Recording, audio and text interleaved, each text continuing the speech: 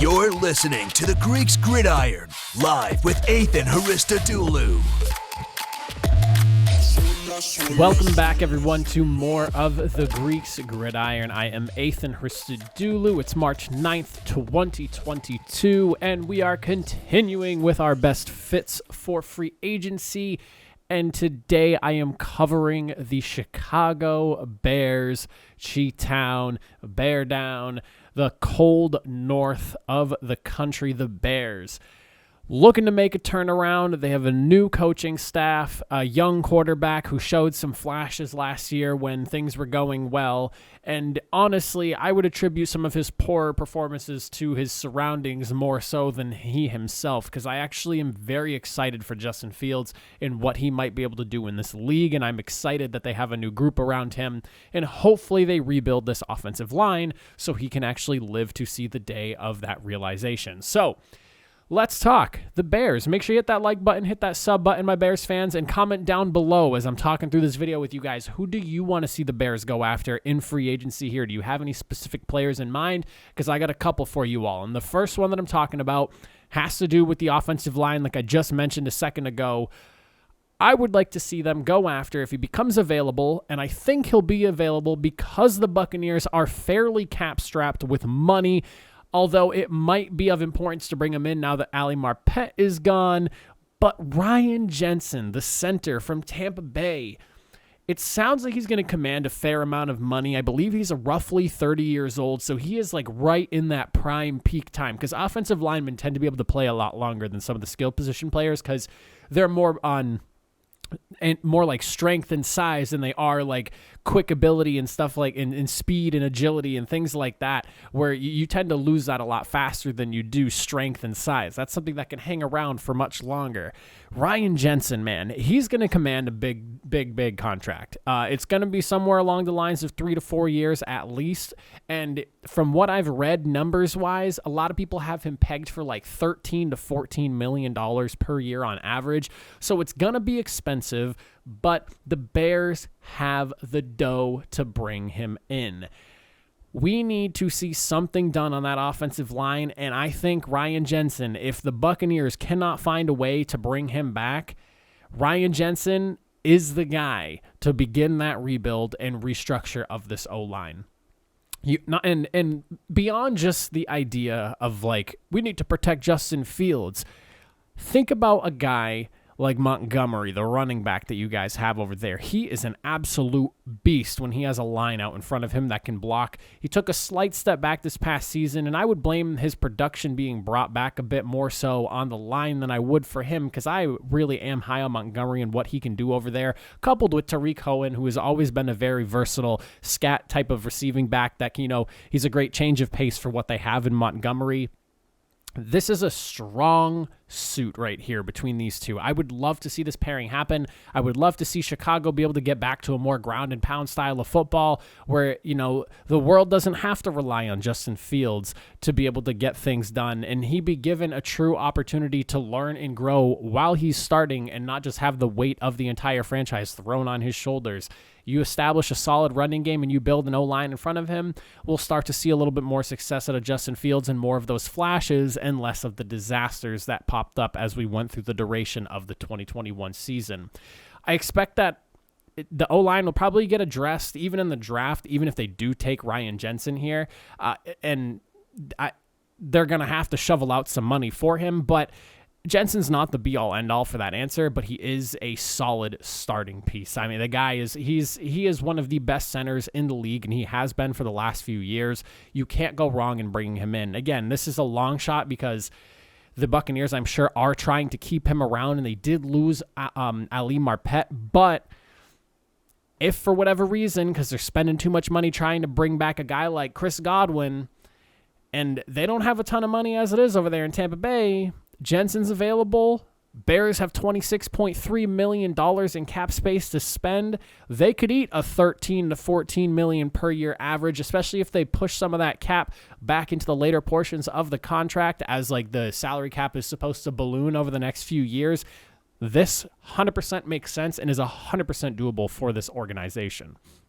The second guy that I have listed on here, and to have you Bears fans understand the way I do these videos, I try to do like one big spend and then also like a lesser important spend, but one that still would have a significant impact on the team, in my opinion, if played with correctly.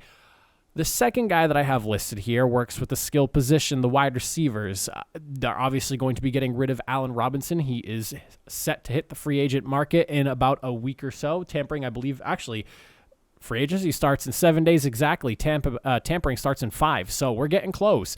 But I would like to see them do something with the wide receiver room. You obviously have Darrell Mooney, and he is slowly and steadily progressing and getting better and better year over year. If you watch him from year 1 to year 2, there has been growth, and I'm hoping to see the next step forward into year number 3.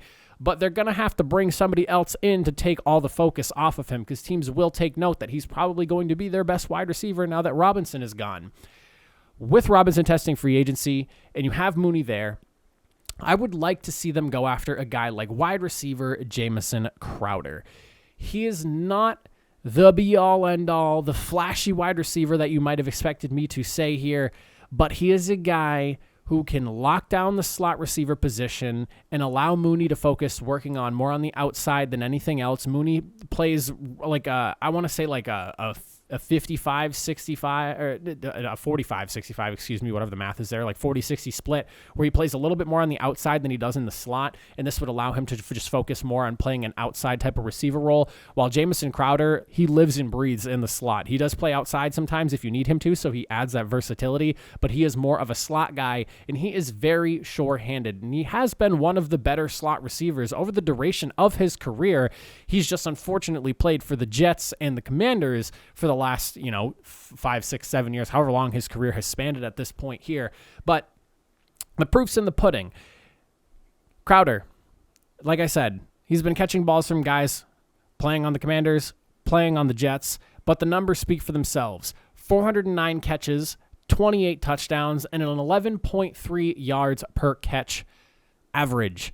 That is pretty solid if you were to ask me. And even in some of his best seasons, this past year, he took a slight step back, and I would attribute that more to like just the change in system, new head coach, new quarterback. And so as if being on the Jets isn't enough, you're going through a regime change and quarterback change at that, whereas Zach Wilson missed an extended period of time. Joe Flacco was throwing the football at some point. Mike White was for a couple of games there. So there was a lot going on in the Jets. So his play did dip. But when you look back to 2020 and 2019, 2020, he had 59 catches, 699 yards, 6 touchdowns. In 19, 78 catches, 834 yards, 6 touchdowns again. Productive and reliable. He has been the scapegoat for Jets quarterbacks the last few seasons when things get crazy, and he's always opened up over the middle.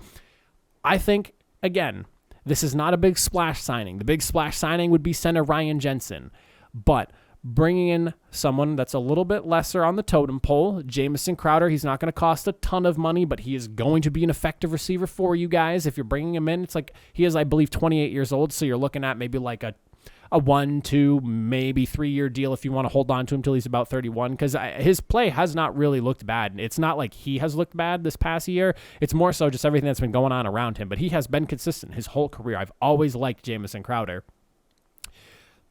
With the money, with Mooney on the outside, you set up Jamison Crowder, Darrell Mooney, you have Montgomery in the backfield, Justin Fields at your quarterback, Jensen's shoring up the offensive line in the center position.